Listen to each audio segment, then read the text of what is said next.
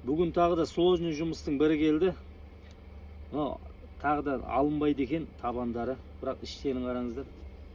Андай табандар үгітіліп кеткен, жартылай былай, жартысы былай. Енді басында мынандай резинкасы бар екен. Бұны ала алмаймыз. Енді арт жағында былай шығып кеткен. Бұны енді алуға болады, бірақ ішін тазалау керек астын. Бұған қандай табан саламыз деп ойлап, мынандай табанды келтірсек пе деп жатырмыз. Өзінікі мынандай болған. Кішкене енді модулар енді кішкене келеді ғой, былай алып. Осындай. Осы табанды қазір келтіріп көрейін деп жатырмын. Екіншісі мынандай болып шықты. Мына соғыс табанды салдым.